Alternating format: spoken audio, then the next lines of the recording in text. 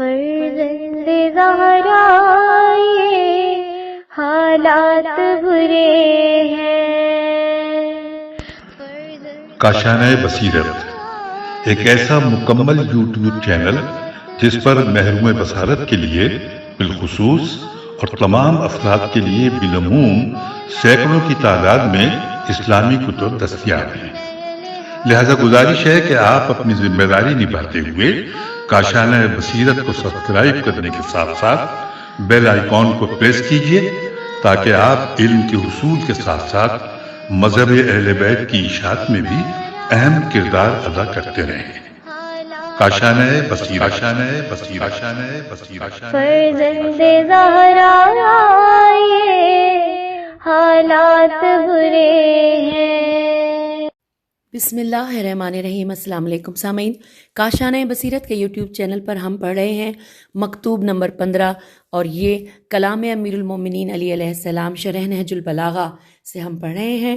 تالیف آیت اللہ ناصر مکارم شیرازی، ترجمہ زیر نگرانی مولانا سید شہنشاہ حسین نقوی، پیشکش باب العلم دارالتحقیق کراچی، والیوم نمبر 9، مکتوب 15۔ آئیے پڑھنے کا آغاز کرتے ہیں۔ لکھا ہے کہ آپ کی وہ دعا کہ جسے دشمن کے مقابلے کے وقت دہرایا کرتے تھے، آپ دہرایا کرتے تھے۔ آئیے پہلے ہم مکتوب کی سند کے حوالے سے پڑھتے ہیں۔ لکھا ہے کہ اس دعا کو مرحوم سید رضی رحم اللہ سے پہلے بعض دیگر علماء نے اپنی کتب میں نقل کیا ہے، جیسے نصر بن مزاحم نے کتاب صفین میں اسے 4 اسناد کے ذریعے امام علیہ السلام سے نقل کیا ہے، جس میں مرحوم سید رضی رحم اللہ کی نقل کردہ عبارت کی نسبت کافی اضافات پائے جاتے ہیں۔ شیخ مفید رحم اللہ نے بھی اسے کتاب النصرت میں ذکر کیا ہے اور فرمایا ہے کہ امام علیہ السلام نے یہ دعا جنگ جمل کے دن پڑھی ہے۔ عبدالعزیز بن یحییٰ الجلودی کی کتاب صفین میں بھی یہ دعا مرحوم علامہ مجلسی رحم اللہ کی نقل کے مطابق ذکر ہوئی ہے، اور سید بن طاووس نے اسے کتاب محیج الدعوات میں ذکر کیا ہے۔ مذکورہ بالا روایات میں کبھی جنگ جمل کی طرف ہے، دوبارہ پڑھتے ہیں اس لائن کو، مذکورہ بالا روایات میں کبھی جنگ جمل کی طرف اور کبھی جنگ صفین اور یوم الحریر کی طرف اشارہ ہوا ہے، جبکہ بعض روایات سے استفادہ ہوتا ہے کہ امام علیہ السلام جب میدان جنگ کی طرف روانہ ہوتے تھے تو یہ دعا پڑھ لیا کرتے تھے۔ حوالہ ہے مصادر نہج البلاغہ، جلد نمبر 3، صفحہ نمبر 220۔ اب آئیے مکتوب پر ایک نظر کے عنوان سے تفصیلات جانتے ہیں۔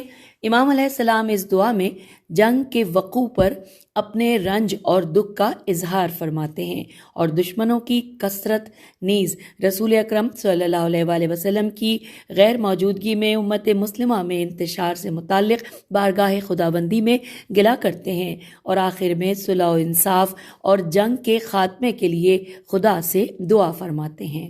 یہ سب اس بات کی نشاندہی کرتا ہے کہ اسلام ہرگز جنگ کا حامی نہیں، اور جنگ ہمیشہ ایک مسلط کردہ امر شمار ہوتی ہے، کیونکہ بعض اوقات جنگ سے ہونے والی تباہیوں کے آثار کئی نسلوں تک باقی رہ جاتے ہیں، خصوصاً آج کی جنگیں جن کے تخریبی آثار ماضی کی نسبت بہت زیادہ ہیں۔ مثلا جنگ عظیم کئی نسل پہلے ختم ہو چکی، مگر اس میں ہونے والے معذور افراد آج بھی دنیا کے گوشہ و کنار میں دیکھنے کو ملتے ہیں۔ آئیے اس مکتوب کو مل کر پڑھتے ہیں۔ یہاں پر آغاز ہو رہا ہے اللہم الیک افضت القلوب سے، اور اختتام ہے اس مکتوب کا کہ وانت خیر الفاتحین۔ ترجمہ ہم پڑھتے ہیں کہ خدایا تیری ہی طرف دل کھنچ رہے ہیں، اور گردنیں اٹھی ہوئی ہیں، اور آنکھیں لگی ہوئی ہیں، اور قدم آگے بڑھ رہے ہیں، اور بدن لاغر ہو چکے ہیں۔ خدایا چھپے ہوئے کے کینے سامنے آ گئے ہیں، اور عداوتوں کی دیگیں جوش کھانے لگی ہیں۔ خدایا ہم تیری بارگاہ میں اپنے رسول صلی اللہ علیہ وآلہ وسلم کی غیبت اور دشمنوں کی کثرت کی اور خواہشات کے تفرقے کی فریاد کر رہے ہیں۔ خدایا ہمارے اور دشمنوں کے درمیان حق کے ساتھ فیصلہ کر دے کہ تو بہترین فیصلہ کرنے والا ہے، انورٹڈ کاما کلوز۔ اور اب شرح و تفسیر پڑھتے ہیں۔ ہیڈنگ ہے پہلی، میدان جنگ کے لیے ایک جامع دعا۔ تفصیلات یوں ہیں کہ جیسا کہ اوپر اشارہ ہوا کہ امام علیہ السلام جب بھی میدان جنگ میں دشمن کے مقابلے میں قرار پاتے تو یہ دعا پڑھا کرتے تھے۔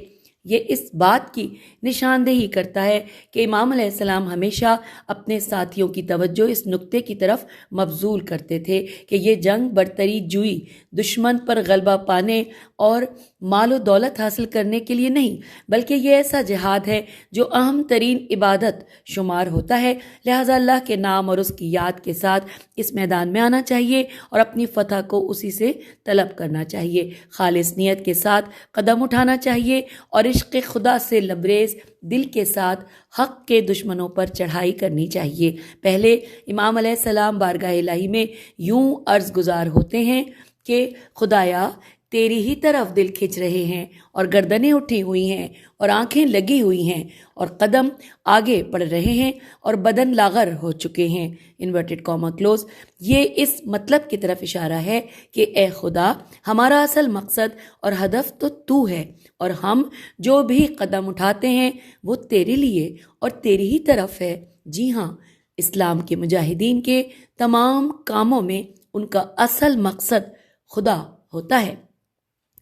اسی لیے قرآن مجید میں ارشاد ہوتا ہے، سورہ توبہ آیت نمبر 120-121 ترجمہ، مدینے کے رہنے والوں کو جو دیہاتی ان کے گرد و پیش ہیں ان کو یہ زیبا نہیں دیتا تھا کہ رسول اللہ صلی اللہ علیہ وآلہ وسلم کو چھوڑ کر پیچھے رہ جائیں، اور نہ یہ کہ اپنی جان کو ان کی جان سے عزیز سمجھیں۔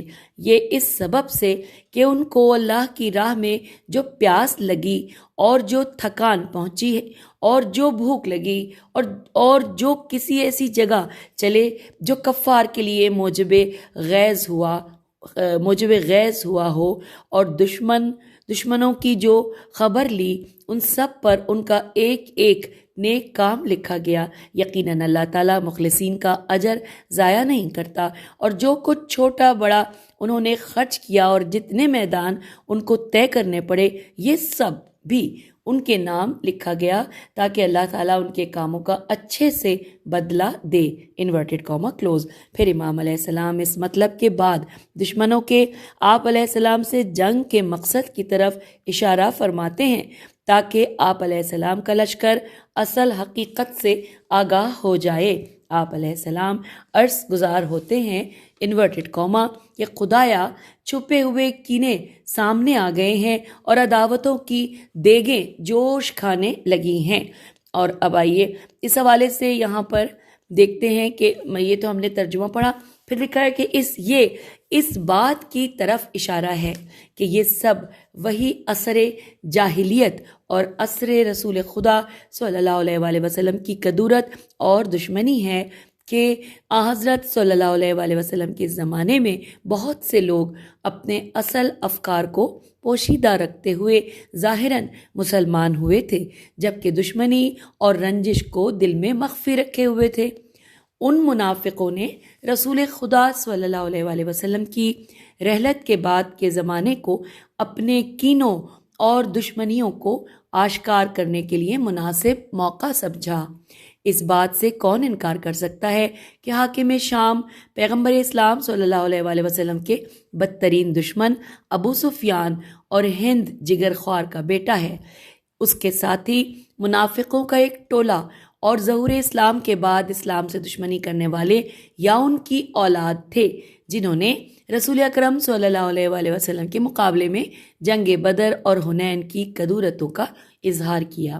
یہ امام علیہ السلام کے اصحاب و انصار کے لیے ایک درس ہے تاکہ وہ سمجھیں کہ کن لوگوں سے اور کس غرض سے جہاد کر رہے ہیں۔ پھر امام علیہ السلام دعا کے آخر میں دوبارہ بارگاہ الہی میں اس طرح عرض گزار ہوتے ہیں کہ جو آپ علیہ السلام کے خلوص دل، نورانی باطن اور دشمن سے بھی محبت کی نشاندہی کرتا ہے۔ آپ علیہ السلام خدا سے عرض کرتے ہیں، آئیے ہم ترجمہ پڑھتے ہیں۔ خدایا، ہم تیری بارگاہ میں اپنے رسول صلی اللہ علیہ وآلہ وسلم کی غیبت اور دشمنوں کی کثرت کی اور خواہشات کے تفرقے کی فریاد کر رہے ہیں۔ مالک خدایا، ہمارے اور دشمنوں کے درمیان حق کے ساتھ فیصلہ کر دے کہ تو بہترین فیصلہ کرنے والا ہے۔ انورٹڈ کاما یہاں کلوز ہو گیا۔ پھر ہے کہ یہ تعبیرات امام علیہ السلام کی فریب خوردہ اور گمراہ دشمنوں سے بھی نہایت محبت اور الفت کی آئینہ دار ہیں۔ اور سب لفظ یہاں پہ لکھا ہے قومنا، یعنی کی تعبیر، اور اسی طرح ہمیں کامیابی عطا کر۔ یہاں پہ اس کی تعبیر یہ ہے انورٹڈ کاما میں کہ ہمیں کامیابی عطا کر کی بجائے ہمارے درمیان فیصلہ فرما کہہ کر دعا مانگنا ایسے جملے ہیں کہ جو صیغہ جمع کے ساتھ بیان ہوئے ہیں۔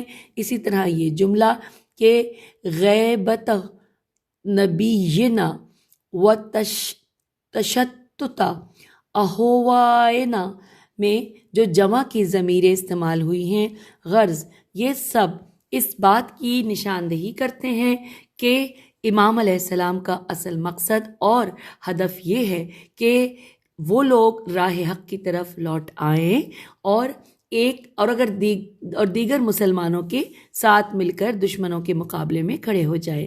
ہم یہاں پر مکتوب 15 کی تمام تفصیلات مکمل کر چکے ہیں، اس لیے آپ سے اجازت چاہتے ہیں۔ خدا حافظ، فی امان اللہ۔